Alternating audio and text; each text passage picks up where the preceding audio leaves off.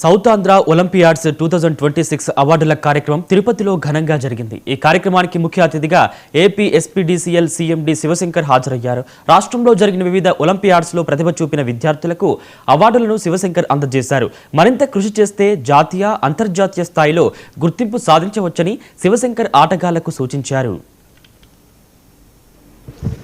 Max speed education India ఆధ్వర్యంలో south Andhra maths science olympiad exam ఎవరైతే winners ఉన్నారో ఆ విన్నర్స్కి సంబంధించి అవార్డ్స్ సెరమనీ మనం ఈరోజు తిరుపతిలో కండక్ట్ చేయడం. టైఅప్ అవడానికి ముందుగా స్టాండర్డ్ స్కూల్స్ ఏదైతే ఉన్నాయో మినిమం స్ట్రెంగ్త్ మెయింటైన్ చేస్తూ అండ్ ఎవరైతే మంచి మెరిటోరియస్ పిల్లలు మేము ఎంసాట్ అనే ఒక ఎగ్జామ్ ద్వారా పిల్లల్ని స్క్రీన్ చేసి అగైన్ మళ్ళీ ఒక సెపరేట్ బ్యాచ్ చేసి వాళ్ళతో పాన్ ఇండియా ఫ్యాకల్టీ చేత వాళ్ళకి SIP, IIT, NEET, Olympiad sir ఈ ఎస్ఐపి, సిప్ ఎంట్రన్స్కి సంబంధించి ఎటువంటి ఫీజు కానీ ఎటువంటి రుసుము కానీ మనం ఈ సంవత్సరం మనం ఛార్జ్ చేయలేదు సార్.